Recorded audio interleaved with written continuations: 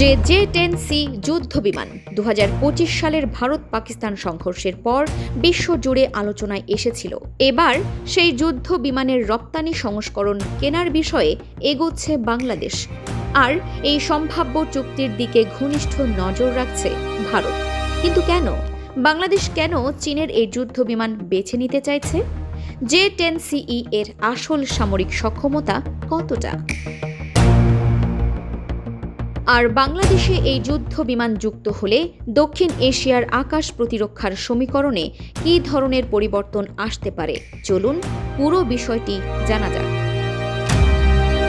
2025 সালের সেই বিমান সংঘর্ষ ঘটনাটি শুরু হয় 2025 সালের মে মাসে। 22 এপ্রিল কাশ্মীরের সন্ত্রাসী হামলার পর ভারত ও পাকিস্তানের মধ্যে উত্তেজনা দ্রুত বাড়তে থাকে। এরপর 27 মে 2025 ভারত পাকিস্তানের ভেতরে সামরিক হামলা চালালে দুই দেশের মধ্যে বড় ধরনের সংঘর্ষ শুরু হয়। এই সংঘর্ষে পাকিস্তানের বিমান বাহিনী ব্যবহার করে চীনের তৈরি J-10C যুদ্ধ বিমান। এরপরই সামনে আসে আরেকটি গুরুত্বপূর্ণ অস্ত্র, PL-15 air two air missile. Pakistan দাবি করে J-10C থেকে ছোড়া PL-15 ক্ষেপণাস্ত্র ব্যবহার করে ভারতের কয়েকটি যুদ্ধ বিমানকে ভূপাতিত করা হয়েছে। এর মধ্যে ফরাসি নির্মিত রাফায়েল থাকার দাবিও করা হয়। ভারত অবশ্য পাকিস্তানের দেওয়া ক্ষয়ক্ষতির সংখ্যা প্রত্যাখ্যান করে। তবে পরবর্তী বিভিন্ন বিশ্লেষণে অন্তত একটি ভারতীয় রাফায়েল ধ্বংসের ঘটনায় J-10C এর ভূমিকার বিষয়টি সামনে আসে। ফলে J-10C এবং PL-15 হঠাৎ করেই আন্তর্জাতিক সামরিক বিশ্লেষণের অন্যতম আলোচিত বিষয় হয়ে ওঠে। J-10C হচ্ছে চীনের চেংডু J-10 পরিবারের একটি আধুনিক সংস্করণ, আর এর রপ্তানি সংস্করণ হল J-10CE। এটি মূলত একটি মাল্টি রোল ফাইটার, অর্থাৎ শুধু আকাশে শত্রুর বিমান মোকাবিলা নয়, প্রয়োজন অনুযায়ী স্থল লক্ষ্যবস্তুতেও হামলা চালানোর সক্ষমতা রয়েছে। তবে J-10CE এর সবচেয়ে আলোচিত বিষয় হল এর বিয়ন্ড ভিজুয়াল রেঞ্জ বা BVR কমব্যাট ক্যাপাবিলিটি। সহজ ভাষায়, শত্রু বিমানকে খুব কাছ থেকে চোখে দেখার আগেই দূর থেকে শনাক্ত ও আক্রমণ করার ক্ষমতা। আধুনিক আকাশ যুদ্ধে এই সক্ষমতা অত্যন্ত গুরুত্বপূর্ণ, কারণ এখন শুধু যুদ্ধ বিমানের গতি বা আকার দিয়ে ফলাফল নির্ধারিত হয় না। কে আগে শত্রুকে শনাক্ত করছে, কে আগে তথ্য পাচ্ছে, কে আগে অস্ত্র ছুঁড়তে পারছে, এই তিনটি প্রশ্নই অনেক সময় যুদ্ধের ফল নির্ধারণ করে।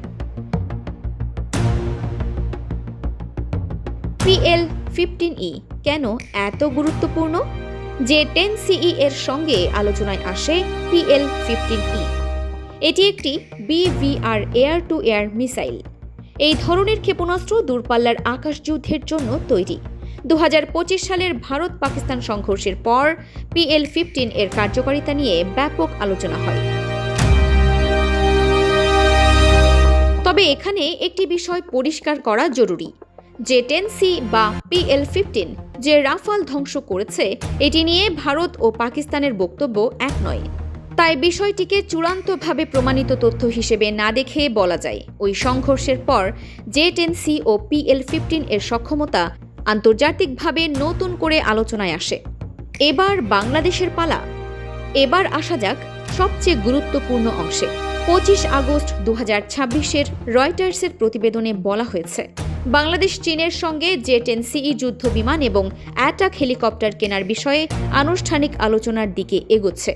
সরকারি পর্যায়ে খসড়া চুক্তি তৈরির প্রক্রিয়াও চলছে বলে প্রতিবেদনে উল্লেখ করা হয়েছে। আলোচনায় রয়েছে সর্বোচ্চ 24টি J-10CE। তবে এখনও চূড়ান্ত সংখ্যা, মূল্য এবং ডেলিভারি সময়সূচি নির্ধারিত হয়নি। অর্থাৎ বাংলাদেশ এখনও চূড়ান্তভাবে যুদ্ধ বিমানগুলো কিনে ফেলেছে এমন দাবি করার সুযোগ নেই। কিন্তু বিষয়টি যে সরকারি পর্যায়ের আলোচনায় পৌঁছেছে, সেটিই সবচেয়ে গুরুত্বপূর্ণ। বাংলাদেশ কেন J-10CE চাইছে? এর পেছনে সবচেয়ে বড় কারণ হতে পারে বিমান বাহিনীর আধুনিকায়ন। বাংলাদেশের জন্য নতুন প্রজন্মের যুদ্ধ বিমান যুক্ত করার অর্থ শুধু কয়েকটি নতুন এয়ারক্রাফট কেনা নয়, এর সঙ্গে যুক্ত হবে আধুনিক radar, BVR missile, pilot training, maintenance, spare parts, ground support এবং এয়ার ডিফেন্স নেটওয়ার্ক। চীনের সঙ্গে বাংলাদেশের দীর্ঘদিনের প্রতিরক্ষা সম্পর্কও এখানে গুরুত্বপূর্ণ। বাংলাদেশ এর আগে চীনের কাছ থেকে বিভিন্ন ধরনের সামরিক সরঞ্জাম সংগ্রহ করেছে।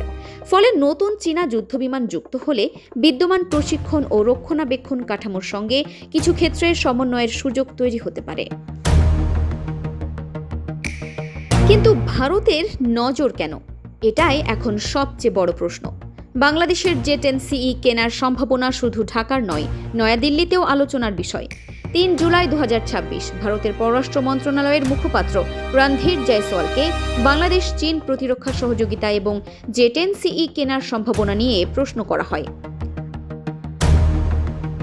ভারতের পক্ষ থেকে জানানো হয়, তারা প্রতিবেশী দেশগুলোর বিভিন্ন উন্নয়ন ঘনিষ্ঠভাবে পর্যবেক্ষণ করে এবং প্রয়োজন অনুযায়ী যথাযথ ব্যবস্থা নেয়। এর অর্থ সরাসরি ভারত ভয় পাচ্ছে এমনটা নয়, বরং এর অর্থ হল বাংলাদেশের সামরিক সক্ষমতায় বড় কোনো পরিবর্তন হলে ভারত সেটিকে নিজের কৌশলগত হিসাবের অংশ হিসেবে বিবেচনা করবে। জে-10CE কি দক্ষিণ এশিয়ার ভারসাম্য বদলে দেবে? এখানেও বাস্তবতা বুঝতে হবে। শুধু 20 বা 24টি যুদ্ধবিমান কিনলেই কোনো দেশের সামরিক শক্তিতে বিপ্লব ঘটে না। আধুনিক এয়ার পাওয়ার এখন একটি সম্পূর্ণ নেটওয়ার্ক। এর মধ্যে রয়েছে ফাইটার এয়ারক্রাফট, অ্যাওয়াক্স, ground radar, data link, electronic warfare, air defence missile এবং ট্রেন্ড পার্সোনেল। তাই বাংলাদেশের জে-10CE কেনার সম্ভাবনাকে একা দেখলে পুরো চিত্র পাওয়া যাবে না, বরং দেখতে হবে বাংলাদেশ এই যুদ্ধ বিমানগুলোর সঙ্গে কী ধরনের রাডার, মিসাইল, কমিউনিকেশন এবং এয়ার ডিফেন্স সিস্টেম যুক্ত করে। যদি একটি সমন্বিত নেটওয়ার্ক তৈরি করা যায়, তাহলে বাংলাদেশের আকাশ প্রতিরক্ষার সক্ষমতা আগের তুলনায় উল্লেখযোগ্যভাবে বাড়তে পারে। 2025 সালের ভারত পাকিস্তান সংঘর্ষ জে-10CE আন্তর্জাতিক আলোচনার কেন্দ্রে নিয়ে এসেছিল, আর 2026 সালে এসে সে যুদ্ধ বিমান পরিবারের রপ্তানি সংস্করণ জে-10CE এখন বাংলাদেশের সম্ভাব্য প্রতিরক্ষা ক্রয়ের তালিকায়। চুক্তি এখনও চূড়ান্ত নয়।